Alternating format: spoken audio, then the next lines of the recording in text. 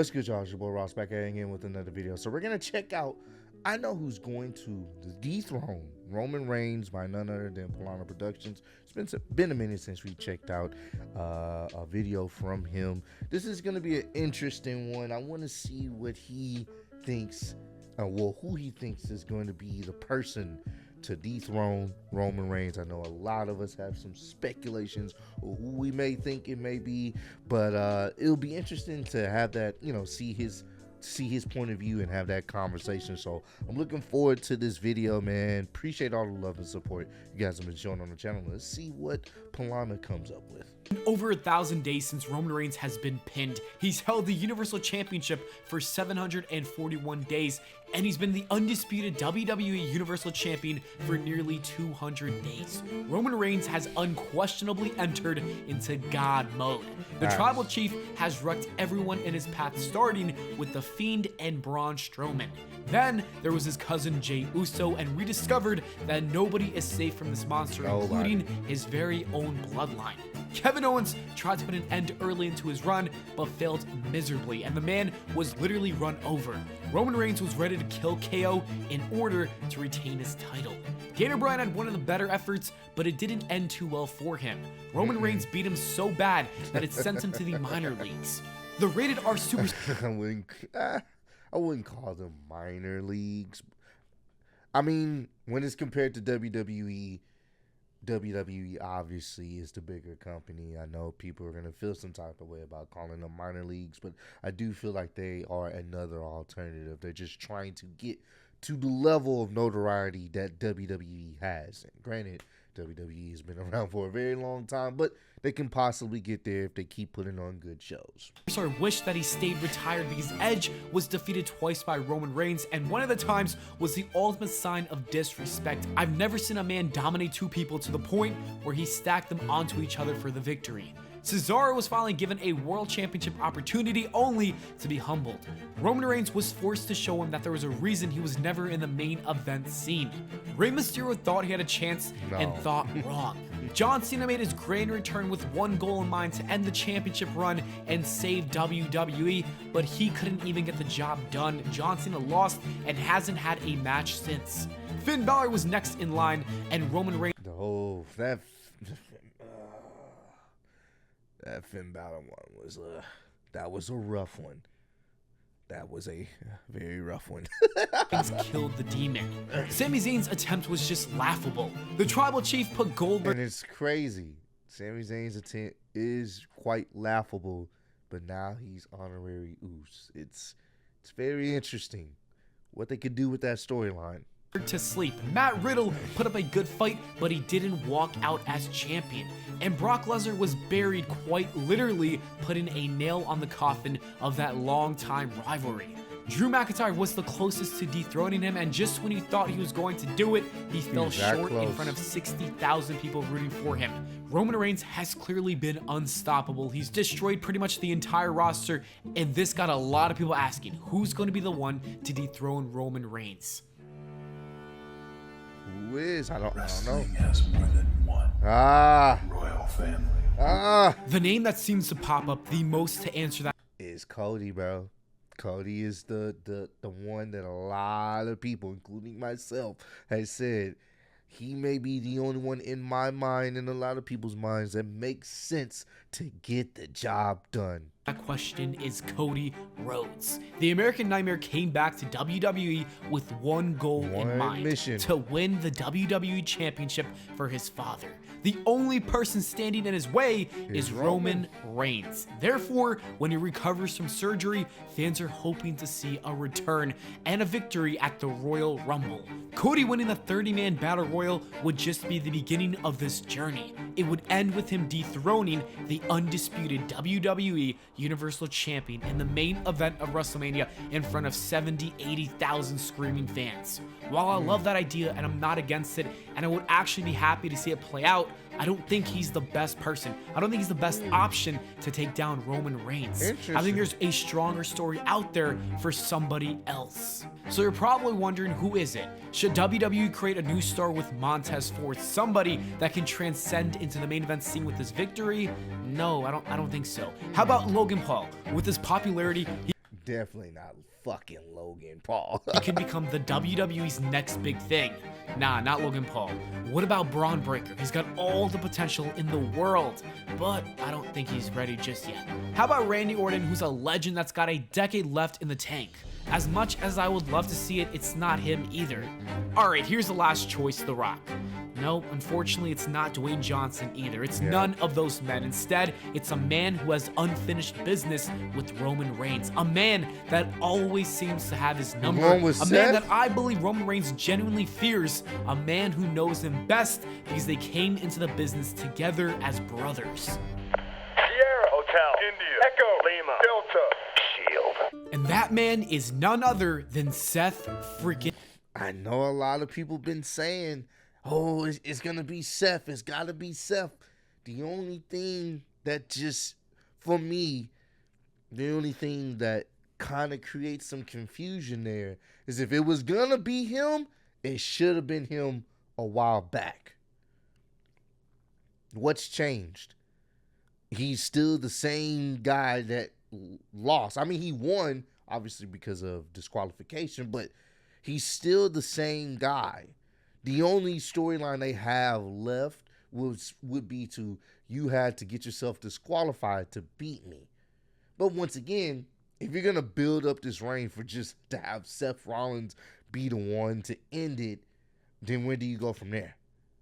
I mean, yeah, you can have another Cody versus Seth feud and then have Cody win it from Seth. But me personally, I think the biggest story possible, because we've already seen them go at it, the biggest story possible is to have the guy that left WWE, made his name even bigger in another company, came back for one thing and one thing only. He only came back for WWE for that one thing, the WWE Championship. But you could incorporate Seth, so I want to see how he breaks this down. Rollins. You see, these two go way back to a decade ago. The story started with Rollins and Reigns, and so it's only fitting that it ends with them as well. I really believe that he is going to be the one to dethrone the undisputed champion. It only makes sense when you take a step back and look at all of the history that's been laid out. It all began in 2012. Seth Rollins and Roman Reigns were just two aspiring young athletes who wanted nothing more to make a name for themselves in the WWE. With the help of Dean Ambrose, they went beyond that and they took over the company and became one of the greatest factions in WWE history. The three rookies took WWE by storm, winning multiple championships, becoming the most powerful force. Legitimately, they were unstoppable. The only thing that got in their way was Seth Rollins' ego. The architect was hungry for more. He wanted to become number one, and that could not happen with his brothers in the way. So, Seth Rollins did the only thing he could think of, and he betrayed them, stabbing them in the back with a number of chair shots. This moment skyrocketed him into success. Big facts. Seth Rollins became the number one guy at the expense of Roman Reigns. It started with the betrayal. It continued at WrestleMania 31 when Rollins cashed in his Money in the Bank contract to pin and defeat Roman Reigns, winning the WWE Championship, stealing that moment from him. The fans even eventually turned on Reigns, who was the good guy, while rooting for the villain. After coming back from his injury, Seth Rollins targeted Roman Reigns, hitting him with a pedigree. To make the situation worse, he even defeated him at the next pay-per-view to take away his championship. Seth Rollins continuously defeated Roman Reigns. He took his championships away, and he even stole the fans. Seth Rollins has always had his number. Believe it or not, the first 8 years of Roman's career was absolutely hindered by Rollins. It was time for Reigns to make a drastic change, or else he would have been the biggest failed project in wrestling history. Feed them in and watch them all get slaughtered, because this is my island. Roman Reigns did indeed make that change, turning himself from a failure to one of the GOATs of this business. It was actually with the help of Seth Rollins, and I don't think he even knows just how much he played a part in this transformation. Roman Reigns studied every meticulous move made by Seth Rollins in 2014 and implemented it into this run. Step 1, join the dark side. Nice guys finish last, so you need to become the villain. Seth Rollins became an egotistical maniac, and Roman Reigns followed and won't stop until everyone acknowledges him. Step 2, wreck everyone and leave. If you're going to become number 1, you've got to take down everyone in your path, including family. Seth Rollins did it to his brothers, while Roman Reigns abused his cousins. Step 3, find a wise man. If you're going to be successful, you're going to need a mentor, and Seth Rollins had Triple H, while Roman Reigns had his special counsel, Paul Heyman. Step 4, keep your hands clean. You don't waste your time or energy doing any dirty work. You build a team to do it for you. Seth Rollins had the authority, and Roman Reigns built the bloodline. Step 5, secure the gold. To prove you're the best, you're going to need to have all the gold around your waist. Seth Rollins had the United States Championship and the WWE title, while Roman Reigns is the undisputed champion. The Tribal Chief has done a wonderful job at emulating the architect. However, Seth Rollins is still the mastermind behind the master plan. And because of this, there's a slither of doubt and fear in the mind of Roman Reigns that he can't beat this man. To make things even more intimidating for the head of the table, Seth Rollins knows him better than anybody else on the roster, which means he knows his every weakness. The only other person who knows just as much is in a different company. Roman Reigns fears Seth Rollins can beat him, and if you need any proof about it, look no further than the match at the Royal Rumble where he disqualified himself, taking a technical loss to protect his title reign. There was doubt, there was fear that he was going to lose. And I understand that. I really do wish they probably would have kept going with that storyline, but they obviously were setting up some other stuff. But it's just... it's one of those things. I don't even have a problem with Rollins doing it. It's just, why wait? You know what I'm saying? What's the point of dropping the story, bringing up the story of Rollins having his number, to dropping it to bringing it back up? You might as well just keep it going. Because right now, Rollins is feuding with Riddle.